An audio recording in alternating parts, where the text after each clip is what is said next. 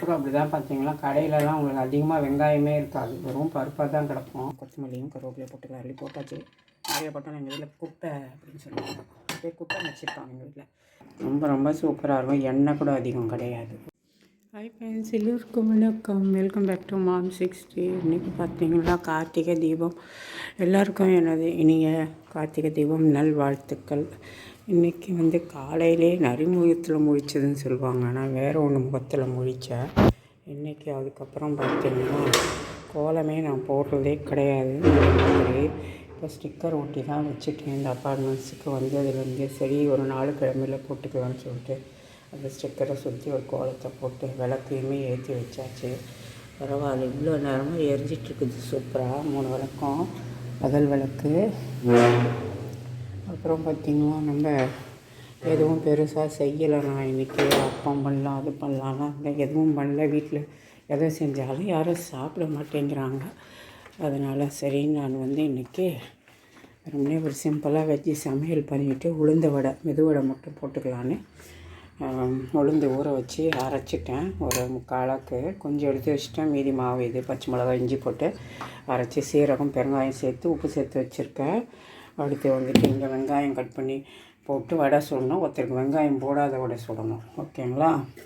அப்புறம் இங்கே சாம்பார் தான் வச்சுருக்கேன். சாம்பாருக்கு சூப்பராக ஒரு என்ன சாம்பார் அப்படிங்கிறத சொல்கிறேன். இப்போ கொஞ்சமாக கொத்தமல்லியும் கருவேப்பிலையும் போட்டுக்கலாம். அள்ளி போட்டாச்சு. நிறைய போட்டாலும் எங்கள் வீட்டில் குப்பை அப்படின்னு சொல்லுவாங்க, பேர் குப்பைன்னு வச்சுருக்காங்க எங்கள் வீட்டில். ஒரு வெள்ளரிக்காய், ஒரு அரை வெள்ளரிக்காய், ஒரு அரை கேரட்டு, அடுத்து ஒரு சின்ன வாழைக்காயில் ஒரு சின்ன மூளை பீஸ் இருந்துச்சு, அதை போட்டு சாம்பார் நல்லா வச்சாச்சு திக்காக. இது இட்லி தோசை எல்லாத்துக்குமே நல்லாயிருக்கும், சப்பாத்திக்கெல்லாம் கூட சூப்பராகவே இருக்கும் இந்த சாம்பார். அவ்வளோதான், இதை எடுத்து வச்சுட்டு அடுத்து இங்கே என்ன பண்ணுறதுன்னு பார்க்கலாம். இங்கே ஒரு வாழைக்காய் வறுவல் பண்ணி வச்சுருக்கேன். அப்புறமா ரசம் எனக்கு நேற்று வச்சு நான் மட்டும்தான், அதனால் அதை வேறு வைக்கல, சாப்பிடணும். அடுத்து இங்கே சாதம் மட்டும் ரெடி ஆகிடுச்சு. பையனுக்கு டின்னர் பாக்ஸும் கட்டி தரணும். இப்போ இனிமேல் தான் வடையை போட போகிறேன் நான், ஓகேங்களா. அப்புறம் இங்கே பார்த்தீங்கன்னா எண்ணெய் பட்டல் காலி. வடை சுடும்போது உள்ளேருந்து பேக்கெட்டை கட் பண்ணி ஊற்ற வேண்டியதாக இருக்கும், டைம் ஆகி போச்சு. அடுத்து இட்லி மாவு இந்த மாதிரி அரைச்சி வச்சு ஒன்றும் பார்த்திங்கன்னா 2 முறையாக நல்லால அது எப்படி அரைச்சேன்னு சொல்கிறேன். அதுக்காக இங்கே ஒரு ஸ்பூன் நல்லெண்ணெய் விட்டுருக்கேன். ஏதோ ஒரு யூடியூப்பில் பார்த்தேன், சாஃப்டாக ஒரு இட்லின்னாங்க. சரி ஊற்றிட்டு கொஞ்சம் சோடா உப்பு போட்டு தண்ணியில் கரைச்சிருக்கேன். இப்போ நல்லா அடிச்சுட்டு இதை ஊற்றி பார்ப்போம். இட்லி இந்த பையனுக்கு கொடுத்து விடாதான். இது என்ன காரணம்னு எனக்குமே தெரியல. லாஸ்ட் டைம் அரைச்சதும் இப்படி தான். பட் உளுத்தம்பருப்பு நான் இது பார்த்திங்கன்னா ரொம்ப திக்காதனால அப்படி இருக்கா என்னன்னு எனக்கு சரியாக தெரியல. மாவு கொஞ்சம் தண்ணியை விட்டு கலந்துருக்கேன். 2வது தூக்குனா வெயிட்டாக இருக்குது, அப்படி இருந்தாலே இட்லி கல் மாதிரி வரும். அது எனக்கு தெரியும், அந்த ட்ரிக்ஸ் எல்லாம். போன தடவை உளுந்து பத்தலை அப்படின்னு சொல்லிட்டு தான் திருப்பியும் உளுந்த ஊற வச்சு அரைச்சி தனியாக புளிக்க வச்சு மிக்ஸ் பண்ணி சுட்டாங்க, நல்லா வந்தது. ஆனால் இந்த தடவை பார்த்திங்கன்னா அதுக்காக உளுந்து அதிகமாகவே போட்டுட்டேன் காலாடாக்க. ஆனாலும் பார்த்திங்கன்னா தோசை கூட ஒரு மாதிரி ஓடு மாதிரி இருக்குது. காரணம் என்னன்னு தெரியல. நான் உளுந்து இந்த மாதிரி ஆன்லைனில் வாங்கினேன். அதை தான் 2 முறையாக போட்டுருக்கேன். நல்லா இல்லையா, இல்லை கெட்டியாக இருக்கா மாவு, அது மட்டும் இல்லாத இன்னொரு மிஸ்டேக் பண்ணியிருக்கேன். என்ன பார்த்திங்கன்னா எப்பயுமே தனித்தனியாக உளுந்து அரிசி அரைக்கிறது பதில் 2 முறையாக ஒன்றா போட்டு அரைச்சேன். இதுதான் மிஸ்டேக்கான்னு எனக்கு தெரியல. பார்த்துக்கினா அடுத்த முறையிலேருந்து எல்லாத்தையும் மாற்றணும். நல்லா இட்லி சுட்டுட்டு வர வர மோசமாக இட்லி சுடுற வயசான எல்லாமே புத்தி கெட்டு போகிற மாதிரி போயிடுதா என்னன்னு தெரியல. ஓகே, 4 இட்லி ஊற்றியாச்சு. இப்போ நம்ம எடுத்து வச்சுட்டு மழை வெயில் மழை புயல் எல்லாம் சொன்னாங்க. பார்த்தா வானம் தெரியுதா பாருங்கள், தெளிவாக இருக்குது. ஏமாச்சிச்சு போல் டிட்வா புயல். ஓகே, நல்லது தான் நமக்கு. பயந்து ஹார்ட் அட்டாக் வந்துடும் போல் இருக்குது. கிரவுண்ட் ஃப்ளோரில் இருக்கவங்களுக்குலாம் அந்த நிலமை தான். ஓகே, இது நம்பவும் முடியாது, அவங்களாலையும் கணிக்க முடியல. அந்த அளவுக்கு இயற்கையை சதி செய்து. சரி, இப்போ 12வது 1:15 பையன் கொடுக்கணுன்ட்டான்.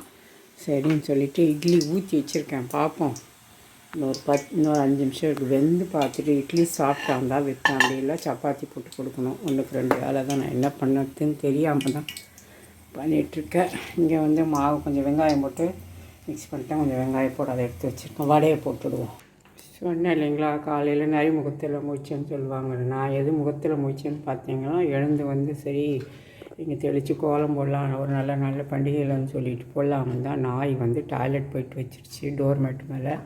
எழுந்ததுமே எனக்கு பார்த்திங்களா சரியான கடுப்பாகி போய் அப்புறம் அதையெல்லாம் எடுத்து போட்டு கழுவி ஃபெனாயில் போட்டு கழுவி விட்டுட்டு நான் வந்து தான் காஃபி போட்டு எல்லாம் குடித்தேன்.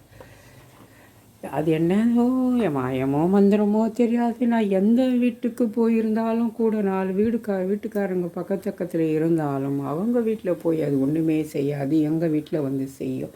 என்னன்னு தெரியல. நான் பத்தமாக தான் வச்சுருப்பேன். சுத்தமாக இல்லாதவங்க வீட்டுக்கெலாம் போய் எதுவுமே பண்ணாது, எதுவும் செய்யாது. பூனையோ நாயோ தெரியலை. பட் நான் சுத்தமாக கழுவி கோலம் போட்டு எல்லாம் வச்சுருந்தா அங்கே தான் வந்து போய் வைக்கும். அது என்னன்னு தெரியல, ஏதோ சொல்லுவாங்க, கேள்விப்பட்டிருக்கேன்.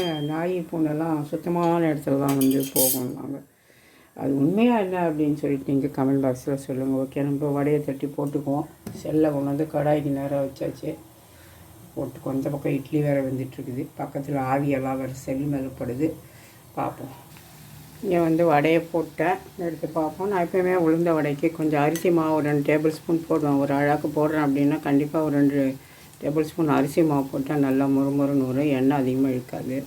இன்றைக்கி கொஞ்சம் வித்தியாசமாக வந்து கொஞ்சம் கடலைப்பருப்பு ஒரு டேபிள் ஸ்பூன் போட்டு ஊற வச்சுருந்தேன், ஒரு 200 கிராம் உளுந்துக்கு.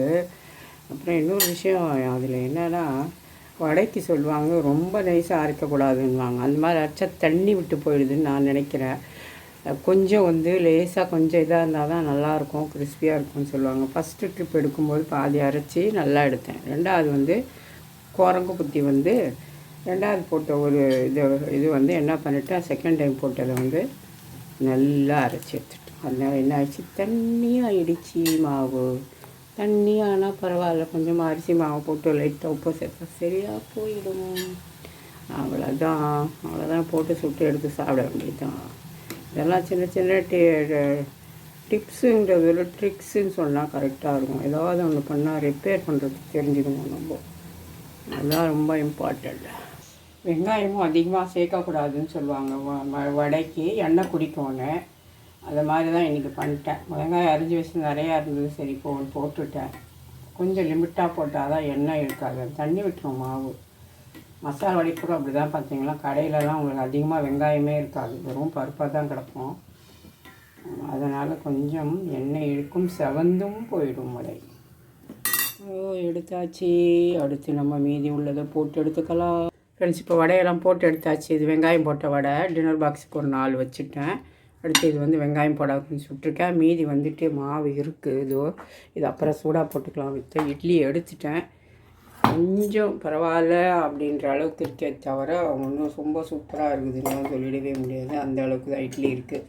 ஏதோ ஒரு ட்ரிக்ஸ் எல்லாம் பண்ணேன். நெக்ஸ்ட் டைம்லேருந்து நான் ஆன்லைனில் வாங்கக்கூடாது அப்படிங்கிறது முடிவுக்கு வந்துட்டேன். இட்லி எடுத்துடலாம். பரவாயில்ல கொஞ்சம், ஆனால் ஆறுனா கொஞ்சம் கெட்டியாக தான் இருக்கும்னு நினைக்கிறேன். ஏதோ ஒன்று செய்யட்டும். பரவாயில்ல, லேட்டாக இருக்குது. எடுத்து வச்சிடலாம். டின்னர் பாக்ஸில் வச்சுட்டு நான் காட்டுறேன் உங்களுக்கு. இப்போ வந்து டின்னர் பாக்ஸில் வந்து ஒரு 4 இட்லி, வாழைக்காய் வச்சுட்டேன். இங்கே வந்து சாம்பார், இங்கே வடை. அவ்வளோதான் இன்றைக்கி. இது மூடி வச்சிடலாம். ஃப்ரெண்ட்ஸ், இப்போ சாப்பாடு போட்டாச்சு. சாதம், வெள்ளரிக்காய், பீன்ஸு, கேரட் சாம்பார் ஊற்றிருக்கேன். வாழைக்காய் வறுவல் வச்சுருக்கேன். இங்கே மெதுவடை வச்சுருக்கேன். வச்சு நம்ம சூப்பராக வீட்டில் நாங்களே போட்ட ஊறுகாய். இந்த வீடியோ நான் அப்லோட் பண்ணுறேன். செம்ம சூப்பராக இருக்கும். அதிகமாக காரமோ உப்போ இதெல்லாம் சேர்க்காமல் நான் பண்ணியிருக்கேன். அது நான் அந்த வீடியோ அப்லோட் பண்ணி நீங்கள் பார்த்து ட்ரை பண்ணுங்கள். ரொம்ப ரொம்ப சூப்பராக இருக்கும். எண்ணெய் கூட அதிகம் கிடையாது. ஓகேங்களா. நெல்லிக்காய் ஒரு காய் வருங்க, இவ்வளோ நல்லாயிருக்கு. அதனால் எல்லாருமே கொஞ்சம் சாப்பிட்லாம். அந்த அளவுக்கு தான் இருக்கும். இப்போ நம்ம சாப்பிட்லாம் போயிட்டு.